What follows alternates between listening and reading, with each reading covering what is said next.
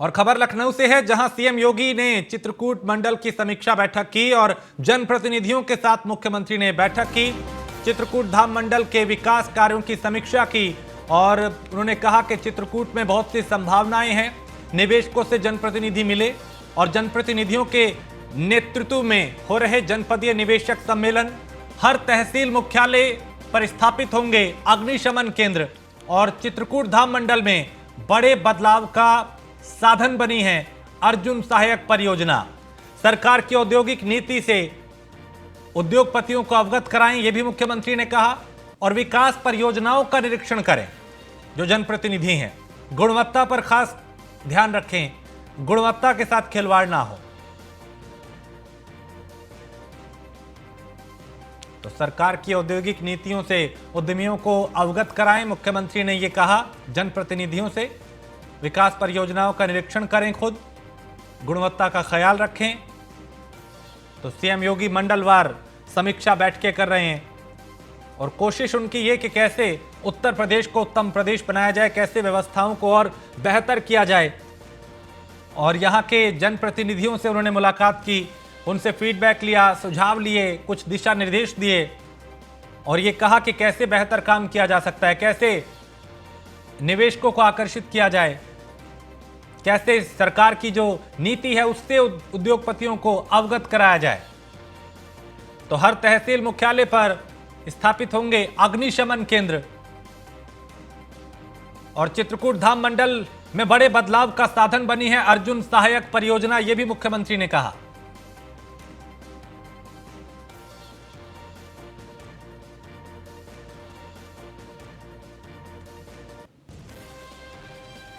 तो मुख्यमंत्री अलग अलग मंडलों की समीक्षा कर रहे हैं, फीडबैक ले रहे हैं, जनप्रतिनिधियों से बात कर रहे हैं। कल भी और उससे पहले भी उन्होंने अलग अलग मंडलों की समीक्षा की थी। आज भी चित्रकूट धाम की समीक्षा, जनप्रतिनिधियों से बात की। एसके वाजपेयी हमारे संवाददाता लखनऊ से इस खबर पर ज्यादा जानकारी के साथ। एसके वाजपेयी, आज चित्रकूट धाम को लेकर जो बैठक हुई उसमें क्या कुछ हुआ, क्या कुछ मुख्यमंत्री ने कहा बैठक के बाद? आदित्यनाथ आज चित्रकूट धाम मंडल के जो जनप्रतिनिधि हैं उनके साथ बैठक कर रहे थे और ये बैठक करीब 1 घंटे तक मुख्यमंत्री आवास पर चली, जिसके बाद मुख्यमंत्री योगी आदित्यनाथ ने और जो भी जनप्रतिनिधि आए थे उनसे विभिन्न योजनाओं का फीडबैक लिया। खासतौर पर जो चित्रकूट धाम के विकास को लेकर चल रही है या उन जिलों में चल रही है, सभी तहसील मुख्यालयों पर अग्निशमन स्थापित करने को लेकर मुख्यमंत्री की तरफ से निर्देश दिए गए। साथ ही साथ जनप्रतिनिधियों के नेतृत्व में एक जनपदीय निवेशक सम्मेलन भी मुख्यमंत्री की तरफ से कराने के निर्देश दिए गए। साथ ही साथ जो लैंड बैंक चित्रकूट धाम मंडल के जिलों में उपस्थित है उसको लेकर मुख्यमंत्री ने निर्देशित किया कि जनप्रतिनिधि वहां आने वाले निवेशकों को उसके बारे में बताएं, ताकि निवेशक भी वहां पर कहीं न कहीं आने के लिए आकर्षित हो। साथ ही साथ उत्तर प्रदेश सरकार जिस तरीके से लगातार प्रयास कर रही है, उन चीजों को जो विभिन्न निवेशक या उद्यमी उनके क्षेत्र से जुड़े हुए हैं उनको भी अवगत कराया जाए। विकास की जो योजनाएं हैं उनका निरीक्षण करने के लिए खुद सांसद विधायक मौके पर जाएं, उसकी रिपोर्ट भी मुख्यमंत्री कार्यालय को उपलब्ध कराएं। तो इन बहुत सारी चीजों को लेकर मुख्यमंत्री योगी आदित्यनाथ ने आज जो चित्रकूट धाम मंडल के जो जनप्रतिनिधि आए थे उनको निर्देशित किया। साथ ही साथ उनके क्षेत्र से जुड़ी हुई जो महत्वपूर्ण योजनाएं हैं, जो योजनाएं करीब विधायक के क्षेत्र में 3-3 करोड़ की है या सांसद के क्षेत्र में 5 करोड़ तक की है, उनको तत्काल मुख्यमंत्री कार्यालय को उपलब्ध कराने के निर्देश दिए ताकि उनको समय रहते पूरा करा दिया जाए। तो ये वो महत्वपूर्ण की पॉइंट्स हैं जिन पर मुख्यमंत्री योगी आदित्यनाथ ने आज चित्रकूट धाम मंडल के जनप्रतिनिधियों के साथ बैठक में निर्देशित किया है। बहुत शुक्रिया एसके वाजपेयी इस तमाम जानकारी के लिए। तो चित्रकूट धाम मंडल की समीक्षा बैठक आज मुख्यमंत्री योगी आदित्यनाथ ने की। और समाजवादी पार्टी के अध्यक्ष अखिलेश यादव ने बयान दिया कि समाज में भेदभाव खत्म होना चाहिए और अंधविश्वास, समाज की बुराई खत्म हो, तभी समाज और देश तरक्की करेगा। गंगा सफाई के नाम पे हजारों करोड़ खर्च हुए, क्रूज से सिर्फ उद्योगपतियों को फायदा मिलेगा। अखिलेश ने एक के बाद एक कई बार यहां पे किए, निशाना साधा, कटाक्ष किए। प्रदेश की सारी अच्छी चीजें खत्म कर दी गई। ग्लोबल इन्वेस्टर समिट चुनाव की तैयारी है, यह भी अखिलेश यादव ने कहा। और इस वक्त मुख्यमंत्री योगी आदित्यनाथ कुछ कह रहे हैं, उनको सुनते हैं। और वाराणसी के लोकप्रिय सांसद आदरणीय श्री नरेंद्र मोदी जी के कर कमलों से गंगा विलास क्रूज सेवा का शुभारंभ हो रहा है। गंगा विलास क्रूज सेवा के संचालन से स्थानीय समुदायों पर सकारात्मक प्रभाव पड़ेगा। यह पहल पर्यटन एवं सांस्कृतिक गतिविधियों को प्रोत्साहित करने के साथ साथ रोजगार के नए अवसर सृजित करेगी, स्थानीय उत्पादों एवं हस्तशिल्पों को बढ़ावा देगी। इस प्रकार यह क्रूज सेवा माननीय प्रधानमंत्री जी की मंशा के अनुरूप अर्थगंगा की परिकल्पना को साकार करने में उपयोगी सिद्ध होगी। आज़ादी के अमृत महोत्सव वर्ष में गंगा विलास क्रूज सेवा का संचालन माननीय प्रधानमंत्री जी के एक भारत श्रेष्ठ भारत की संकल्पना को भी एक नई ऊंचाई प्रदान करेगा। श्री काशी विश्वनाथ धाम बनने से वाराणसी में पर्यटकों और श्रद्धालुओं की संख्या कई गुना बढ़ी है। आदरणीय प्रधानमंत्री जी के कुशल मार्गदर्शन में राष्ट्रीय जलमार्ग संख्या 1 प्रारंभ हो गया है। बाबा विश्वनाथ के दर्शन पूजन के लिए श्रद्धालु अब जल।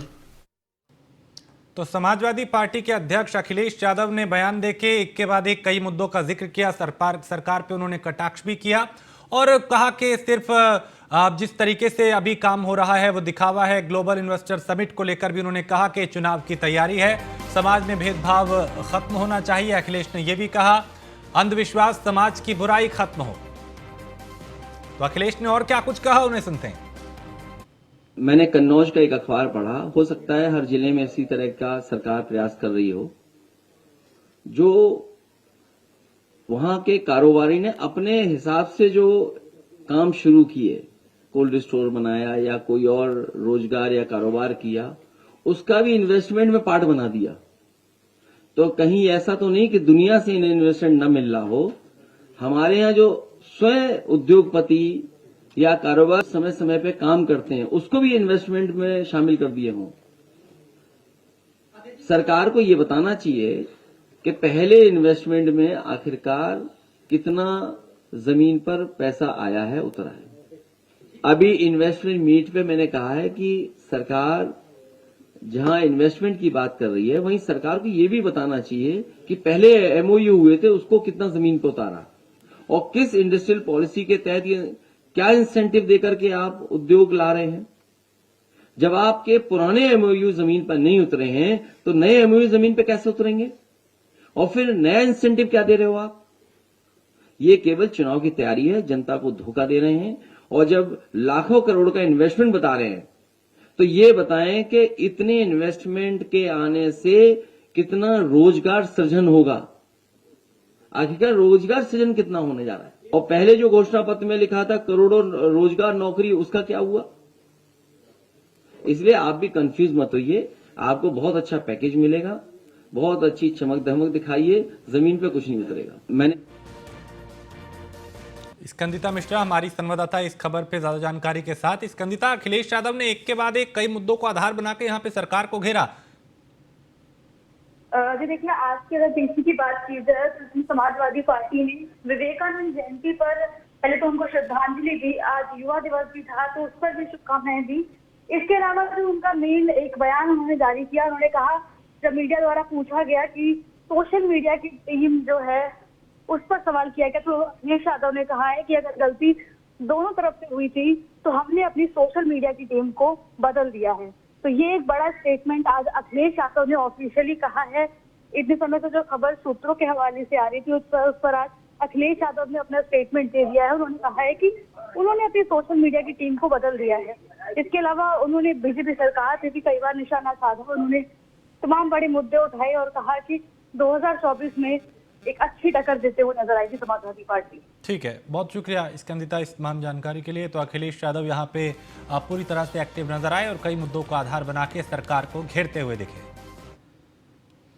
और रक्षा मंत्री राजनाथ सिंह 2 दिवसीय लखनऊ दौरे पे हैं, जहां उन्होंने संत समागम कार्यक्रम में वो शामिल हुए और शाम 5 बजे साइंटिफिक कन्वेंशन सेंटर में आयोजित कार्यक्रम में वो हिस्सा लेंगे। 13 जनवरी को इंटीग्रल यूनिवर्सिटी के दीक्षांत समारोह में भी वो शामिल होंगे और दोपहर 3:30 बजे जाटव समाज के साथ चाय कार्यक्रम जिसमें वो शिरकत करेंगे।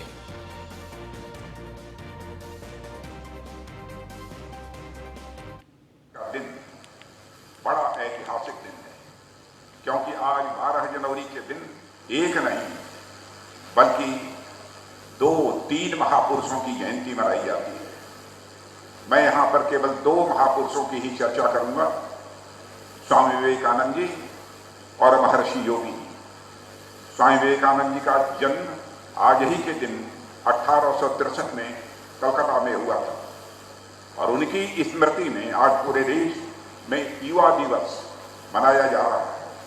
उन्होंने भारतीय अध्यात्म, ज्ञान और संस्कार से पूरे विश्व का परिचय कराया और इसी 12 जनवरी को 1918 में जबलपुर में महर्षि महेश योगी जी का जन्म हुआ था, जिन्होंने योग और साधना के भारतीय ज्ञान को पश्चिमी देशों तक पहुंचाया। स्वामी विवेकानंद ने पश्चिम में भारत की ज्ञान पताका न फहराई होती तो महर्षि योगी जैसे योगाचार्यों की राह शायद और जटिल हो जाती। स्वामी विवेकानंद जी ने प्राचीन भारतीयता की पताका को आधुनिक आधार प्रदान कर संपूर्ण विश्व में लहराया और भारतीय मूल्यों और सनातन धर्म को दुनिया भर में प्रसारित किया। स्वामी विवेकानंद के बाद भारतीयता को संपूर्ण विश्व में किसी ने सर्वाधिक प्रतिष्ठित किया तो मैं समझता हूं कि वह महर्षि महेश योगी जी ही थे। इस अवसर पर मैं महर्षि महेश योगी जी को सादर नमन करता हूं, स्मरण करता हूं और इस महत्वपूर्ण आयोजन के लिए आयोजन मंडल से जुड़े आप सभी लोगों को हार्दिक बधाई देता हूं, साधुवाद देता हूं। देवियों व सज्जनों, मानवता के समक्ष जब जब भी संकट आया है, अज्ञानता के अंधकार में समाज जब जब भी डूबा है, तब तब समाज में ऐसे युग पुरुषों का आविर्भाव हुआ है जिन्होंने अपने ज्ञान के तेज से समाज को सदैव आलोकित किया है और उसे एक नई राह भी दिखाई है। आज का दिन। और इस खबर पे ज्यादा जानकारी के साथ मनीष मिश्रा हमारे संवाददाता हमारे साथ जुड़ चुके हैं लखनऊ से। मनीष, रक्षा मंत्री राजनाथ सिंह का 2 दिन का दौरा है, क्या कुछ खास रहने वाला है?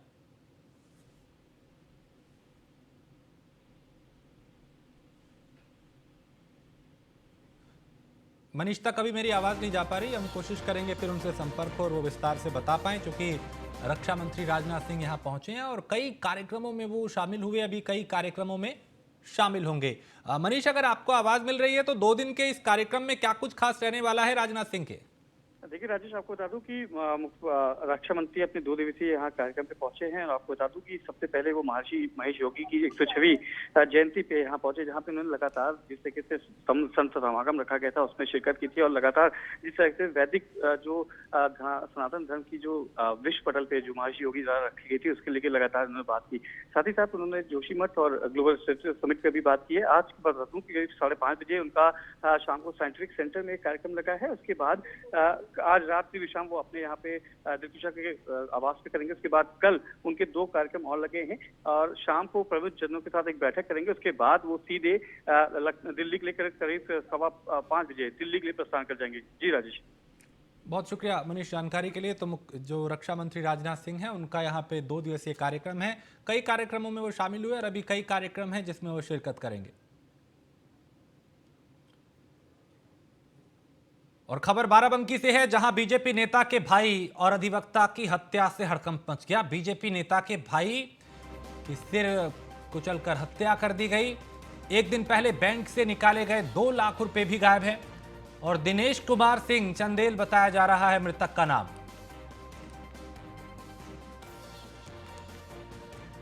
तो एक दिन पहले बैंक से निकाले गए जो 2 लाख रुपए हैं वो भी गायब हैं और दिनेश कुमार सिंह बताया जा रहा है मृतक का नाम।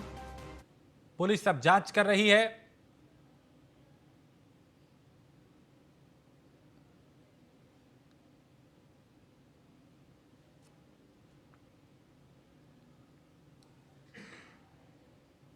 तो यहां बदमाश कितने बेखौफ हैं, इस वारदात से इसका अंदाजा लगाया जा सकता है। अब पुलिस लूट के आशंका से भी इस मामले की जांच कर रही है और अलग अलग एंगल से जांच की जा रही है।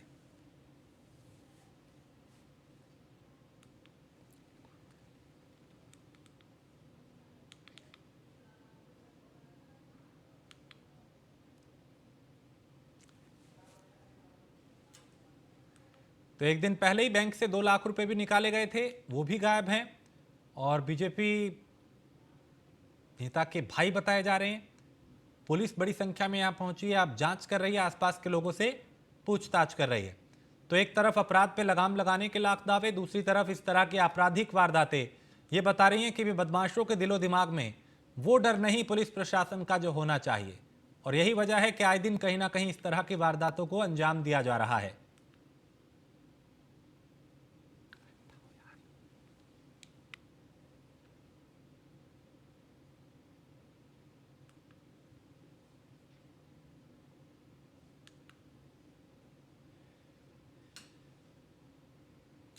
और एक दिन पहले ही बैंक से पैसे भी निकाले गए थे, अब वो भी उनके पास से गायब हैं। तो लूट के एंगल से भी पुलिस मामले की जांच कर रही है।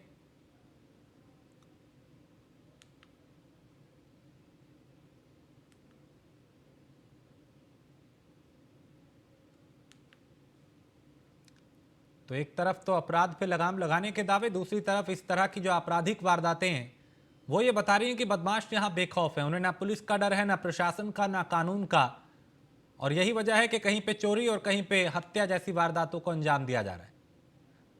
भोलानाथ हमारे संवाददाता इस खबर पे ज्यादा जानकारी के साथ। भोलानाथ, यहाँ पे बीजेपी नेता के भाई की हत्या कर दी गई, बताया जा रहा है एक दिन पहले उन्होंने बैंक से 2 लाख रुपए निकाले थे, वो भी गायब है। क्या कुछ जानकारी इस मामले से जुड़ी हुई? क्या कोई रंजिश या लूट की आशंका? जी बिल्कुल बता दें, मामला बाराबंकी के रामसरीघाट थाना क्षेत्र का मामला है, जहां पे एक वकील की हत्या की गई जो बीजेपी नेता का भाई है।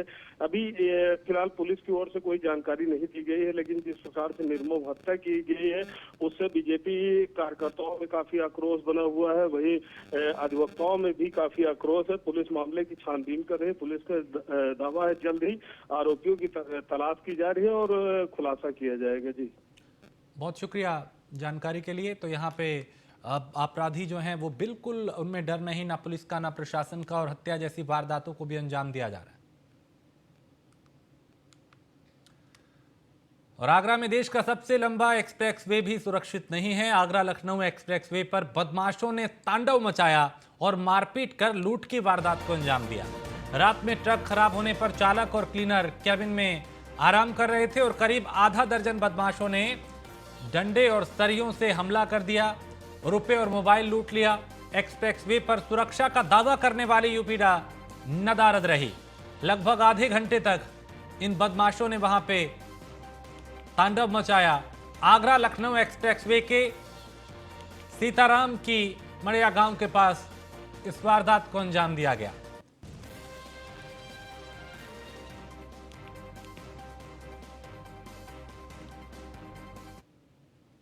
तो कई बदमाश यहां पहुंचे थे और लाठी डंडों से ड्राइवर और क्लीनर पे हमला कर दिया, उनके साथ लूट की वारदात को अंजाम दिया गया।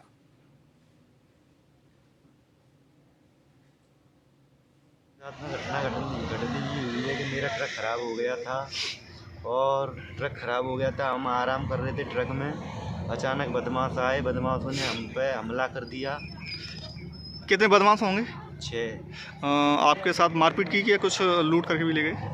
मारपीट की और 1500 रुपये, एक मोबाइल ले गए। अच्छा, इस संबंध में आपने इलाकाई पुलिस को सूचना दी? दी थी, वो लिख कर ले गए पर कोई जवाब नहीं आया उनकी तरफ से। मेरे साथ में घटना घटी हुई है कि मेरा ट्रक। तो यहाँ बदमाश बेखौफ और यहाँ ड्राइवर और क्लीनर को पीटा गया, उनके साथ लूट की वारदात को अंजाम दिया गया, जख्मी किया गया इन्हें। आगरा लखनऊ एक्सप्रेसवे पर बदमाश बेखौफ, ट्रक के जो क्लीनर हैं और जो ड्राइवर है उनके साथ मारपीट करके रुपए भी छीन लिए, उनका मोबाइल भी छीन लिया और उनके साथ मारपीट भी की गई। कई बदमाश थे, बताया जा रहा है करीब 5 से 6 बदमाश थे। संदीप हमारे संवाददाता इस पे ज्यादा जानकारी के साथ। संदीप, एक तरफ तो दावा किया जाता है कि यूपी पुलिस पूरी तरह से एक्टिव है, दूसरी तरफ एक्सप्रेस वे पर ही बदमाशों ने तांडव मचाया, लूट की वारदात को अंजाम दिया, ड्राइवर और क्लीनर को पीटा। कहीं ना कहीं जो पुलिस की जिस तरीके से जो सुरक्षा है उस पर सवालिया निशान खड़े हो रहे हैं। जहां देश का सबसे लंबा कहे नहीं जाने वाला जो एक्सप्रेस वे है वह भी पूरी तरह से सुरक्षित नहीं है। ये पूरा मामला जनपद आगरा के थाना डोकी क्षेत्र के लखनऊ एक्सप्रेस वे का है, जहां पर देर रात एक ट्रक खराब हो गया था, जिसमें मध्य रात्रि जो क्लीनर केबिन में अपने आराम कर रहे थे, इसी दर्जन करीब आधा दर्जन बदमाश पहुंची और डंडों से उन्होंने हमला किया, मोबाइल नकदी भी लूट ली। तो कहीं ना कहीं इस तरीके की जो पुलिस की कार्यशैली है इस पर सवालिया निशान खड़ा हो रहा है कि एक्सप्रेस में जहां सबसे सुरक्षित कहा जाता है, जहां पुलिस के साथ साथ यूपीडा भी मौके पर मौजूद रहती है, लेकिन वहां पर ना तो पुलिस दिखी ना ही यूपीडा की गाड़ी दिखी। तो ये सब नदारत दिखी और कहीं ना कहीं जिस तरीके से घटना को अंजाम दिया गया है, आधा दर्जन बदमाशों ने मारपीट की और लूट की, तो ये बड़ी घटना है और वो पुलिस की कार्रवाई पर ये एक सवालिया निशान खड़ा करता है। जी बहुत शुक्रिया संदीप जानकारी के लिए। तो आगरा लखनऊ एक्सप्रेसवे के सीताराम की मड़ैया गांव के पास इस वारदात को अंजाम दिया गया। और आगरा में बिल्डर मुकेश जैन के यहां आयकर विभाग ने छापा मारा और आगरा लखनऊ की टीम यहां पे छापेमारी कर रही है। मुकेश जैन के घर के अंदर आईटी की टीम मौजूद है और आगरा के लता कुंज में है मुकेश जैन का आवास, जहां पे आयकर विभाग की टीम ने छापेमारी की है। और मुकेश जैन के घर के अंदर इनकम टैक्स विभाग की टीम अभी मौजूद है, जो दस्तावेज खंगाल रही है। आगरा के लता कुंज में मुकेश जैन का आवास है और यहीं पर आयकर विभाग की टीम ने छापा मारा। कृष्णा त्यागी हमारे संवाददाता आगरा से इस पर ज्यादा जानकारी के साथ। कृष्णा, मुकेश जैन के यहां पे छापेमारी की गई है, क्या कुछ अपडेट इससे जुड़ी? बताऊं, मुकेश जैन के यहाँ आज आगरा में आयकर विभाग की टीम ने छापेमारी की। सुबह से ही छापेमारी शुरू की गई थी। बताया जा रहा था मुकेश जैन काफी लंबे समय से बिल्डर था और काफी इनकम टैक्स के बिलों में भी हेराफेरी की जानकारी सामने आई थी, जिसके चलते मुकेश जैन के यहाँ इनकम टैक्स की छापेमारी सुबह से ही जारी है। और बताया जा रहा है कई जगह जहाँ मुकेश जैन के जो प्रतिष्ठान है वहाँ पर एक साथ काफी क्लीनरों ने छापेमारी की है। और लखनऊ की टीम बताई गई है कि की गाड़ी यहाँ पर मौजूद थी, तो काफी लंबे समय सुबह से ही यहाँ पर छापेमारी का दौर जारी है। लेकिन राजनीति देखने वाली बात है कि इनकम टैक्स की छापेमारी में क्या दस्तावेज मिलते हैं, कितने करोड़ का गबन मिलता है, ये देखने वाली बात होगी। इसके पहले भी राजनीति आगरा में तमाम ऐसे व्यापारी रहे जिनकी यहाँ छापेमारी गई। अभी बीच कारोबारी जुल्फिकार अहमद भुट्टो के यहाँ 100 करोड़ रुपए का हेराफेरी का मामला सामने आया। इसके अलावा कोको कोला कंपनी के यहाँ भी छापेमारी की गई और सफल ग्रुप के यहाँ भी छापेमारी की गई। तो लगातार कह सकते हैं पिछले एक साल से करीब 1 दर्जन से ज्यादा व्यापारियों के यहाँ इनकम टैक्स की छापेमारी की गई है। कई करोड़ों रुपए के घोटाले की बात सामने आई है। लेकिन इस मुकेश जैन के यहाँ क्या दस्तावेज मिलते हैं, कितने करोड़ का हेराफेरी का मामला आएगा, ये छापेमारी के बाद ही पता चलेगा कि कब तक इसकी छापेमारी रहेगी और क्या दस्तावेज हाथ में आते हैं। जी, किस तरह की आशंका यहाँ पे जताई जा रही थी? जिस तरह से छापा मारा गया है, कई आयकर विभाग की टीम के जो सदस्य हैं वो यहाँ पे पहुंचे हैं, किस तरह की गड़बड़ियां बताई जा रही हैं?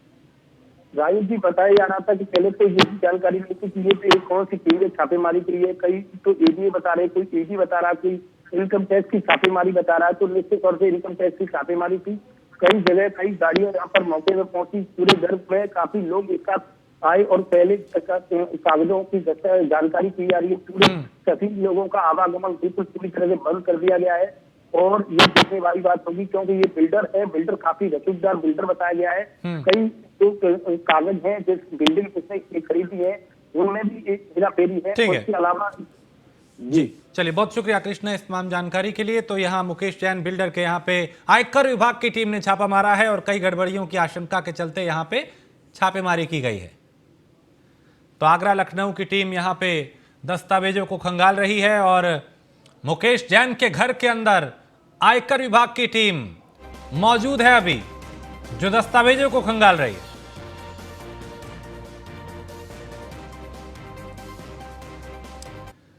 और इसी के साथ इस बुलेटिन में फिलहाल इतना ही। आप बने रहिए न्यूज़ 1 इंडिया के साथ।